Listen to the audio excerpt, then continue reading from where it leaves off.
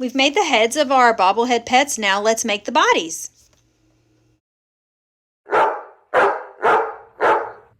Today we're going to make the body of our bobblehead clay animal.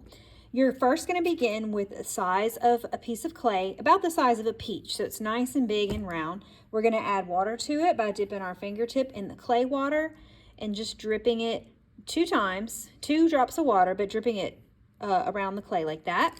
And this gets our clay moisturized, takes out the dryness. This will make it easier also to shape and form and keep it from cracking or breaking.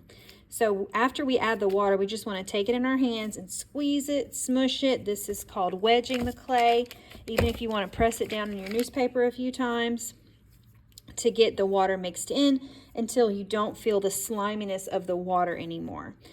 Now, after you've mixed the water in, you're going to kind of shape it into a rectangle shape or a rounded rectangle shape.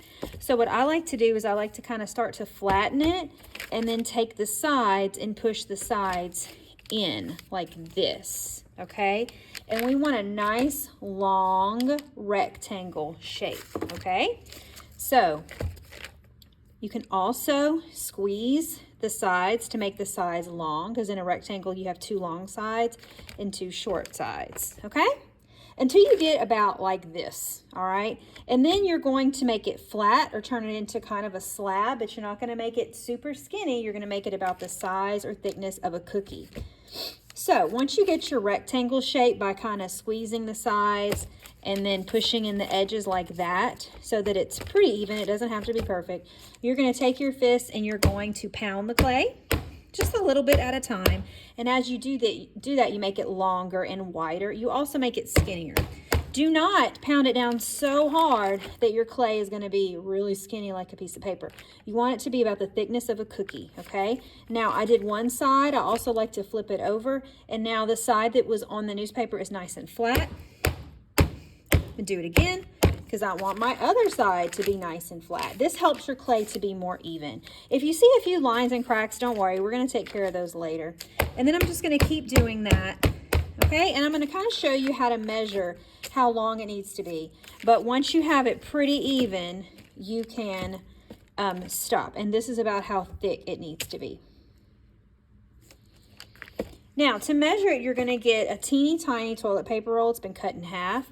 And you want to be able to wrap this around, okay? We're making the armature of our body, which is going to be kind of like a cone shape or a cylinder, actually. So we're going to use this to help us. So what you want to do is you want to roll the clay with your toilet paper tube. So put your toilet paper tube at the end, one end of your clay like this, and then roll it, and then keep rolling it. And if your clay sides don't meet together, it's way too short. If it's way too short, roll it back out, pound it a little bit more until it's a little bit longer. But mine was pretty, mine was long enough. Okay, so once you get it long enough, you're gonna, after you measure it, you're gonna make sure you just roll it back. Okay, and then you might have it too long. And if it's too long, it's perfect.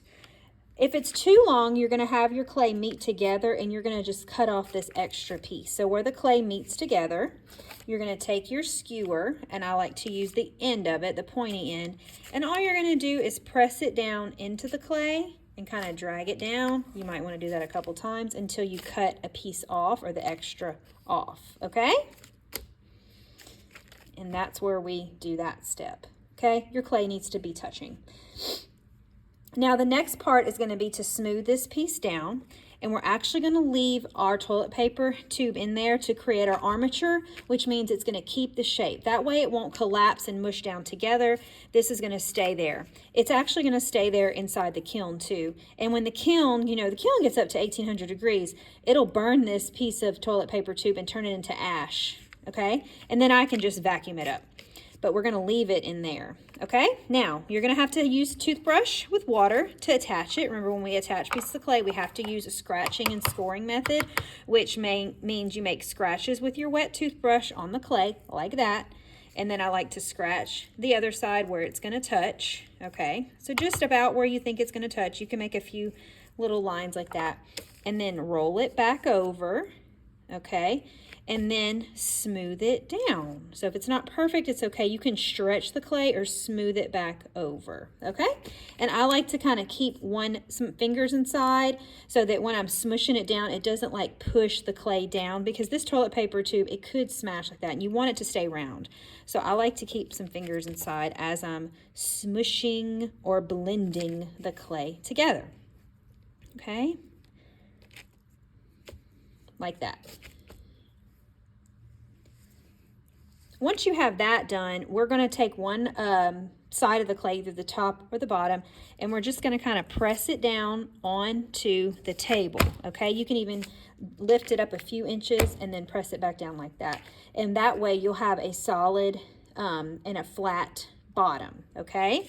Now, when you look at the bottom, I see a big old crack. Little cracks aren't a big issue, but big ones, you can just take some water from the dish with your fingertip and smooth it down, okay? Awesome. Okay, now that we have our cylinder shape, we're going to create more of a pointed shape at the top so that our animal can have a neck and kind of bobble or move around. So we're going to create the top cone shape, okay? So what I like to do is I like to use my fingers to pull and grab the clay. So I'm using my fingers to shape it. To do that, I like to take, this is the hand that I write with, I'm going to use it to kind of pull this clay up to make a cone shape like that, okay? So I like to take my opposite hand and just remember, keep it inside there so that your cardboard doesn't fold or collapse, okay? And this is what I like to do. Just gently, okay? And you're going to pull them together, and you even want to maybe get your thumb in there and just kind of make the clay stretch and reach the top. And you want to make a shape that's closing up. If it's all wrinkly and cracky, that's all right. We're going to smooth it out. This is just part of the process. Okay, if you need extra clay because yours is like not stretching out and it's starting to tear like that, you can get your piece from earlier or extra clay that you're sharing with your table and attach it, and then just keep pulling the clay up or stretching it out. You might even need to start in the middle of your cylinder and just keep pushing, pushing, pushing, pushing, pushing. Okay, and then don't be afraid to get your hands in there to kind of help you make the inside of that clay close up, okay? I'm going to keep working on that, and then as I do that, it's closed up now. I want it to be a cone shape. And I have all this extra clay in here, so make sure I'm kind of using my thumb to push that clay up. And I might need to get some more.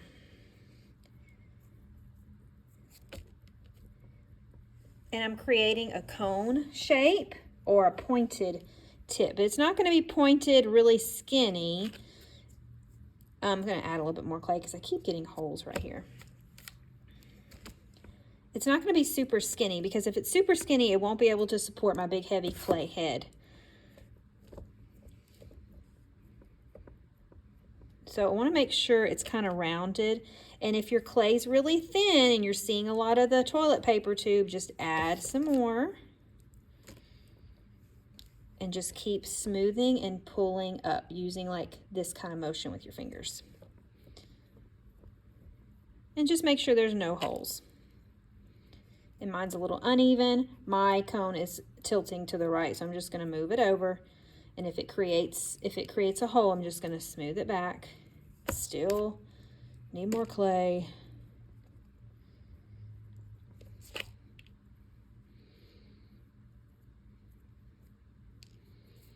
Get in there and just push out the clay. I have a lot of clay that's kind of falling through the top.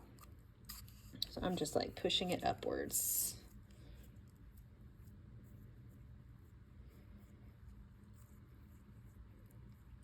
There we go. Now it's starting to look like a cone.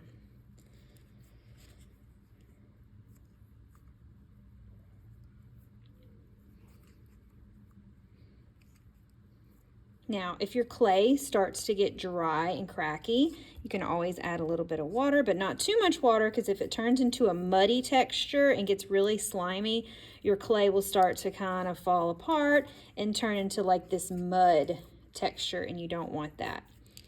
All right, once I got a good cone shape, I'm just gonna pull the clay a little bit more to make that tip a little more rounded. And I'm smoothing out this crack right here.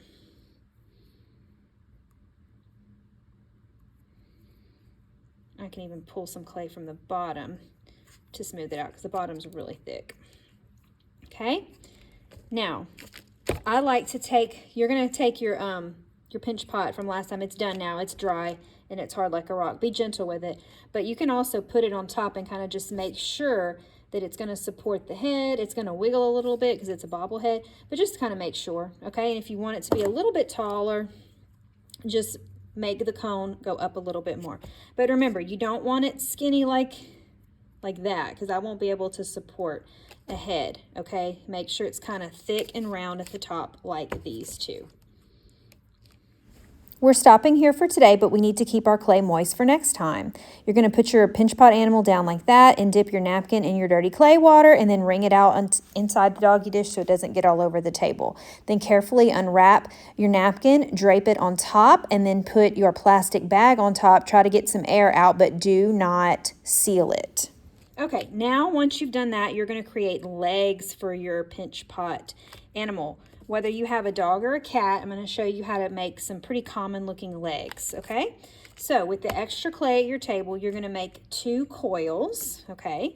So grab some clay, add some water to it, and then mush it together, remember, or wedge the clay. This gets it moisturized. And then roll it into a ball, which is a sphere. You can use your hands or the table, or both.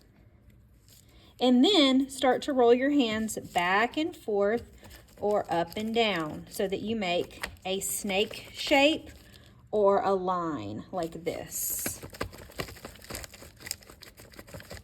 Okay? And actually, that can probably be 2 legs. When I attach it, if I attach it like this to be a leg, it's way too long. So I'm going to cut it in half and use it for my legs because here's an example of a finished one. So I'm going to roll it a little bit more. If you have any bumps or cracks, you can smooth it down with a fingertip of water.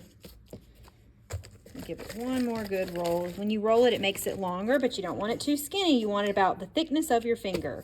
See how mine's about as thick as my finger? It's not real skinny. It's about as thick as my finger. That's what you want. Now, you can make 2, or you can make a really long one and cut it in half. To cut it in half, just get your skewer, pointy side, find the middle, and cut it in half, okay? And if one's too long or too short, or if they're not equal sizes, that's okay because these are silly, okay? And then I like to take the bottom and kind of mash it down like I did with the bottom of the body so that I have a nice flat bottom. And then I'm going to decide where they want to go, where I want them to go. So I'm just going to kind of place them on my pinch pot, kind of like a pinch pot. My body, okay? One's a little bit longer than the other, but that's okay. I can trim it if it really is bothering me, okay?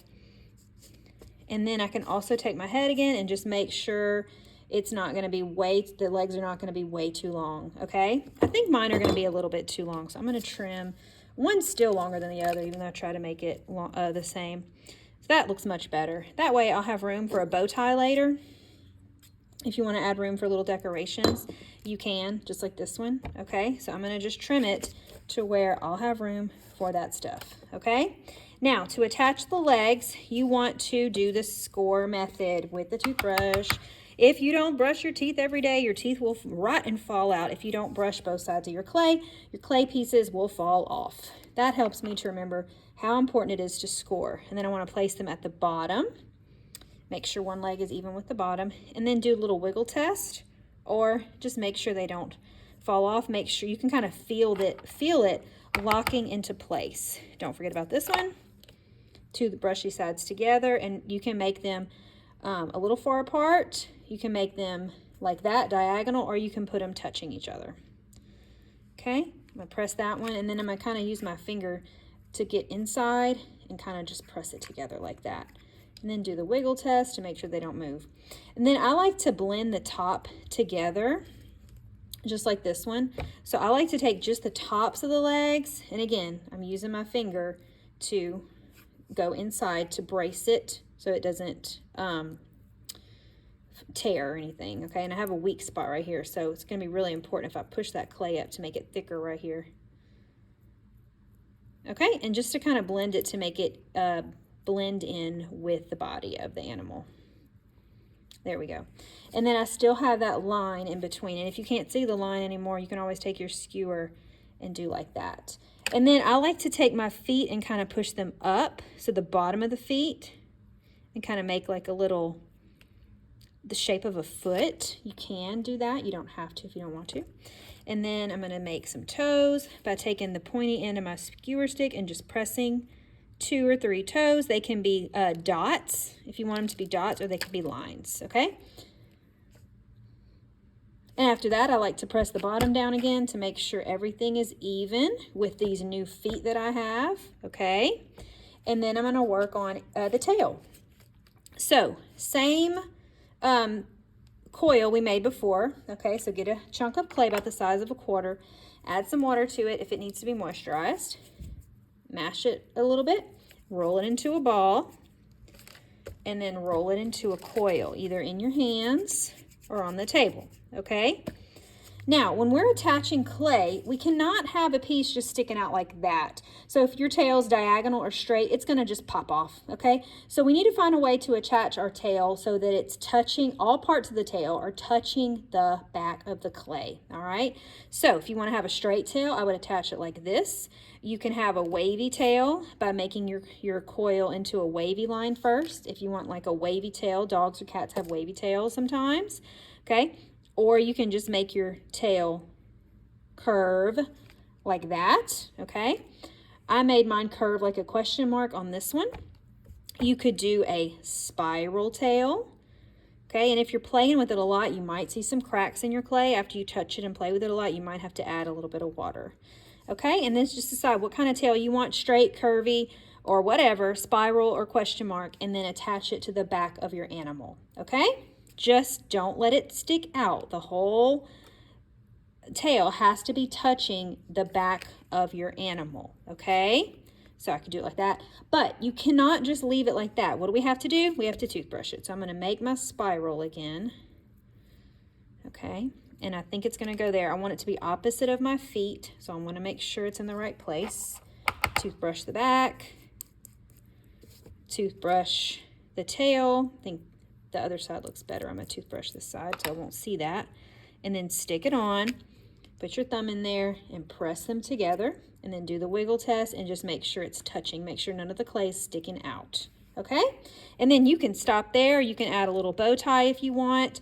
And you can kind of put your bobblehead on top to see what it's going to look like. I'm going to add a few decoration, the bow tie trick, just in case you want to see, super fast, in case you want to do that part on yours. Have fun!